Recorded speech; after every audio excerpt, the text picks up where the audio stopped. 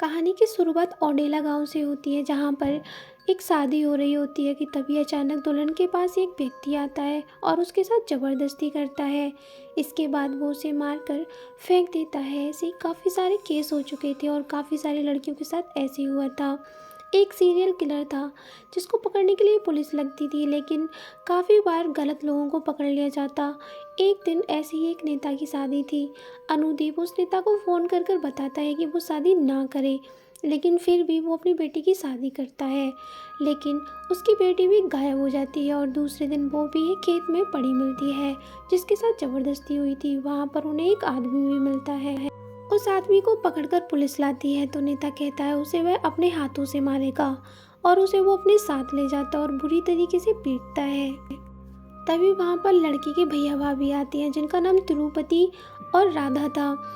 दोनों लोग उसे छोड़ने की मिन्नतें करते हैं कि तभी खबर मिलती है एक और लड़की की मौत हो चुकी है। पता चलता है कि सीरियल किलर कोई और है, ये नहीं।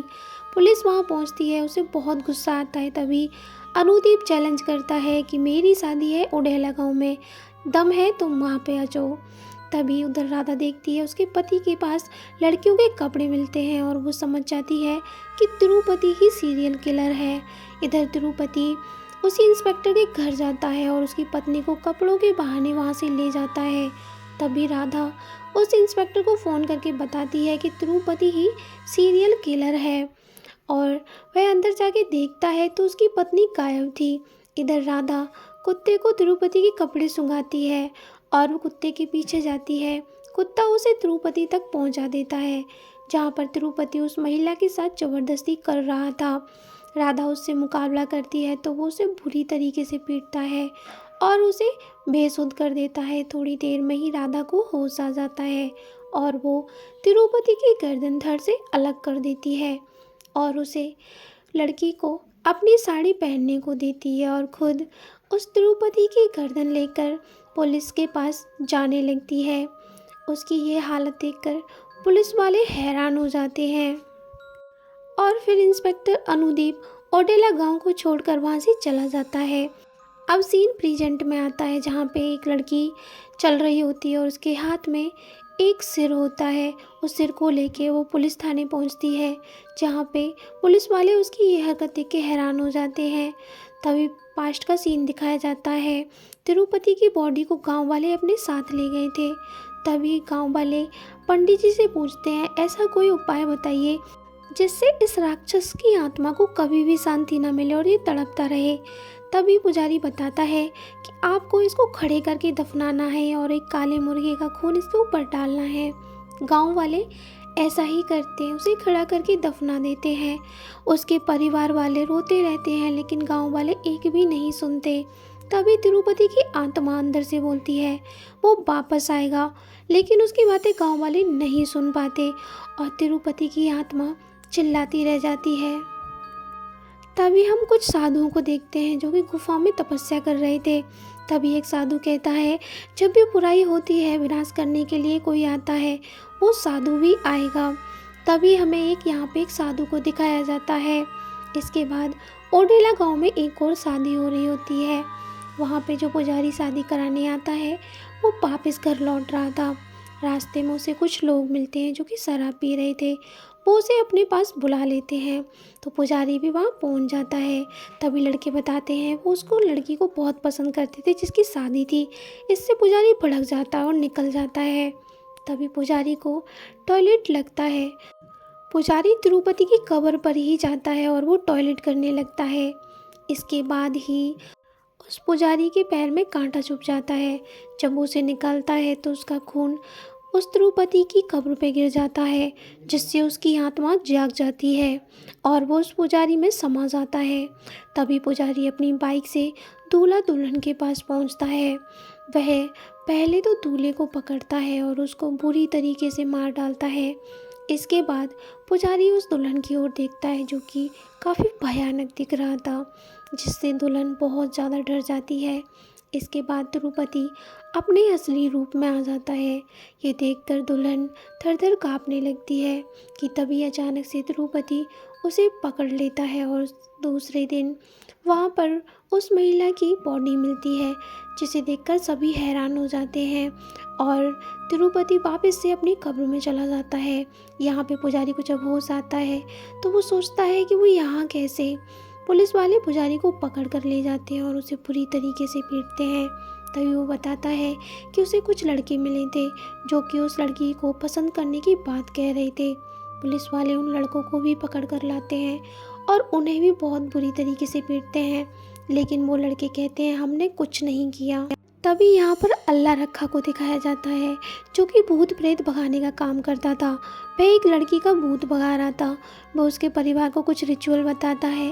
वो लोग रिचुअल करते हैं और एक मुर्गे को वहीं पर छोड़ जाते हैं जिससे तिरुपति की आत्मा खा रही होती है। तभी उसे वेंकटेश देख लेता है और ये सारी बात वो अल्लाह रखा को जाके बता देता है। ये बात वह एक शादी होने वाले घर में बताता है, लेकिन कोई उसकी बात नहीं सुनता और शादी कर दी जाती है। शादी में वहाँ का प्रधान आता है और कुछ पैसे कन्यादान में देता है, जिसका मजाक एक व्यक्ति उड़ा देता है, जिससे प्रधान बहुत ज़्यादा नाराज़ हो जाता है और उसकी लड़ाई उस दुल्हन के पिता से हो जाती है। प्रधान जब वापस जाता है तो वो बहुत शराब पीता है।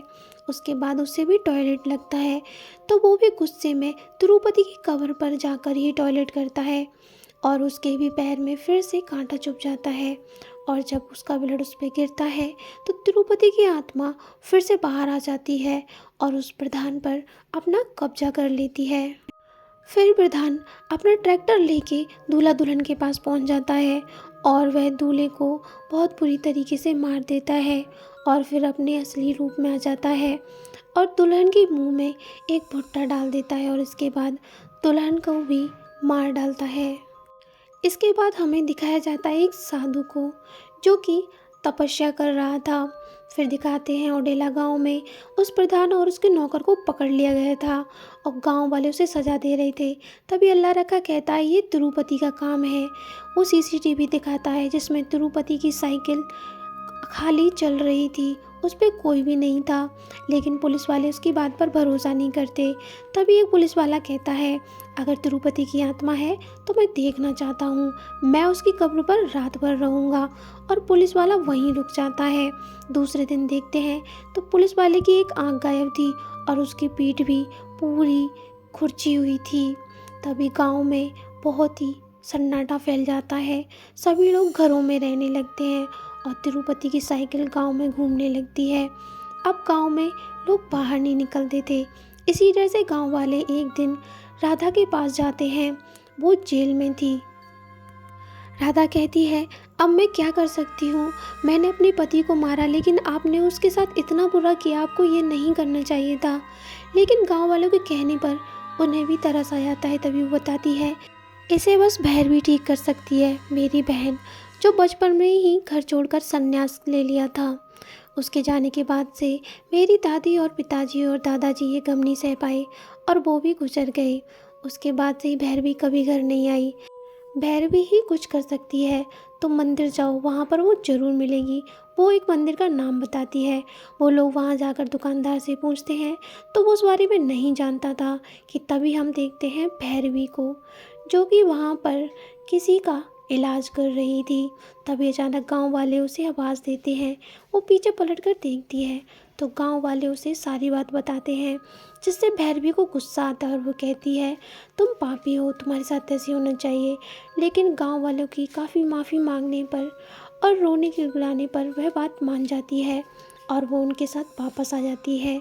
उसका गाँव में पैर रखते ही सारी मनहूसियत ख़त्म हो जाती है और वह फिर सबसे पहले अपने घर जाती है और पुरानी यादें याद करती है। उसके बाद वह तिरुपति की समाधि पर पैर रख देती है, जिससे उसकी आत्मा तड़पने लगती है। इसके बाद वह उपाय करती है। वह नंदी की 4 मूर्तियां लेती है और समाधि के चारों ओर रख देती है और उस पर अनाज डालती है और फिर गंगा जल और फिर जटाओं को लेकर आती है जो कि काफ़ी सिद्ध पुरुषों की थी और उन जटाओं से एक चक्र बनाती है और लोगों को कहती है अब 15 दिन तक बस हमें इसका इंतज़ार करना है। 15 दिन तक कोई भी इसके पास नहीं जाएगा, ना ही इसको छुएगा। 15 दिन के बाद हम इसकी बॉडी को बाहर निकालेंगे और जला देंगे, इससे सब कुछ ख़त्म हो जाएगा। और फिर से भैरवी पूजा करने लग जाती है। तभी वहाँ पर एक रिपोर्टर आता है जो कि देखने आया था कि इस गांव में चल क्या रहा है। तभी वो एक ड्रोन को उड़ाते हैं और वो ड्रोन तिरुपति की समाधि पर जा गिरता है। रिपोर्टर का नाम सत्यम था। सत्यम अपने ड्रोन को लेने के लिए जाता है तो जो वहाँ पहरा दे रहा था उसे मना करता है, लेकिन सत्यम उस टाइम लौट जाता है और रात में वहाँ आता है और वो अपने ड्रोन को उठाने की कोशिश करता है। तभी उसके हाथ में कांटा लगता है और उसका भी खून तिरुपति की समाधि पर गिर जाता है। तभी तिरुपति की आत्मा सत्यम के अंदर चली जाती है और अब वो फिर से जाग जाता है और भैरवी के पास जाता है, जिसके पास जाते वह अपने असली रूप में आ जाता है। लेकिन तभी वहाँ पर नाग देवता आ जाते हैं और वह तिरुपति को भगाने लगते हैं और तभी आती है वहाँ भैरवी, जो उसको गांव से बाहर निकाल कर खड़ा कर देती है और कहती है, चला जा यहाँ से और यहाँ पर 15 दिन से पहले दिखाई मत देना। इसके बाद राधा की सज़ा पूरी हो जाती है और वो गाँव वापस आ जाती है। तभी राधा और भैरवी दोनों ही बातें करते हैं। इधर सत्यम पुजारियों के पास चला जाता है और वो पंच तत्वों की शक्ति हासिल कर लेता है और उन्हें वापस लेकर लौटता है। वो गांव के चारों ओर एक घेरा बना देता है और भैरवी को ललकारने लगता है। भैरवी को जब बात पता चलती है तो वो परेशान हो जाती है और तभी वहाँ अल्लाह रखा आता है। वो भी काफ़ी परेशान था। एक व्यक्ति उस गोले से बाहर निकलने की कोशिश करता है, उसकी दर्दनाक मौत हो जाती है। इसके बाद गांव में सूखा पड़ने लगता है और लोग भूख प्यास से तड़प कर मरने लगते हैं। तभी अचानक एक लड़की की तबीयत बहुत ख़राब हो जाती है, जिसे लेकर उसके माँ बाप भैरवी के पास आते हैं। लेकिन भैरवी इसमें कुछ नहीं कर सकती थी। तभी भैरवी कहती है, इसे सिर्फ एक ही जना हल कर सकता है, वो है राधा। तुम उसकी पत्नी हो, तुम सच धज के उसके पास जाओ, वो तुम्हारी बात जरूर सुनेगा। और राधा ऐसा ही करती है और भैरवी मंत्रों का जाप करने लगती है। वो मंत्र लाउड स्पीकर पे चलाए जा रहे थे। उस लड़की को लेकर उसके माता पिता तभी वहाँ से जाने लगते हैं, क्योंकि इससे उसकी शक्तियाँ कमज़ोर हो रही थी। लेकिन वो उससे पहले पार करते कि लाउड स्पीकर बंद हो जाता है, क्योंकि लाइट जा चुकी थी और वहाँ पर तिरुपति आ जाता है। वह राधा की ओर बढ़ने लगता है। अब तिरुपति की आत्मा उस लड़की के अंदर चली जाती है और वह राधा की ओर झपटती है और उसका सिर धड़ से अलग कर देती है। इसके बाद गांव वाले तो देखते ही रह जाते हैं और वो राधा का सिर लेकर वहाँ से चली जाती है। इधर ये देखकर भैरवी बहुत ज़्यादा दुखी होती है। तभी भैरवी तिरुपति के पास जाती है और उससे कहती है, तुम चाहते क्या हो? तभी तिरुपति कहता है, मैं तुम्हें चाहता हूँ, तुम मेरी बीवी बनो। ये बात भैरवी गांव वालों को बताती है तो गांव वाले कहते हैं, आप ऐसा मत करिए, भले ही हम मर जाएं। लेकिन भैरवी नहीं मानती और वो जाने लगती है। जाने से पहले वो अल्लाह रखा से ओम नमः शिवाय कहती है। अल्लाह रखा सोचने लगता है कि आखिर ये क्या कहना चाहती थी। तभी उसे उसकी हाथ की मुद्रा याद आती है और वो समझ जाता है कि उसे क्या करना है। उसे कपाल मुक्ति देनी है तिरुपति को। अब अल्लाह रखा भी अपनी तैयारियों में लग जाता है। इधर भैरवी सज धज के तिरुपति के पास जाती है। तिरुपति वहाँ पर आता है। इधर अल्लाह रखा तिरुपति की कब्र खोदने लग जाता है। जैसे ही तिरुपति भैरवी के पास जाता है, उसे कोई शक्ति रोकती है तो वह भैरवी को उठाकर जमीन पर फेंक देता है। तभी उस महात्मा को दिखाया जाता है जो कहता है, बस एक बार ओम नमः शिवाय और बोल दे तो बस उसे शक्तियाँ मिल जाएंगी। तभी एक लड़की वहाँ आती है और वह नंदी के कान में जाके कहती है, हमारी मदद करिए। तभी नंदी वहाँ पर जागृत हो जाते हैं और सभी लोग उनके दर्शन पाकर उनकी जय जयकार करते हैं।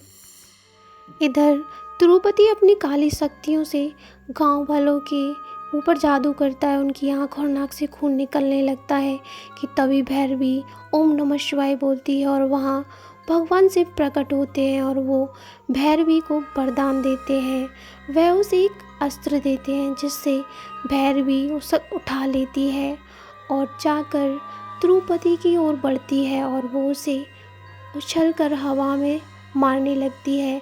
तभी तिरुपति की आत्मा सत्यम से अलग हो जाती है और भैरवी उसे ख़त्म कर देती है। इधर उसके शरीर में भी आग लग जाती है। सत्यम को होश आता है तो वो कुछ भी समझ नहीं पा रहा था।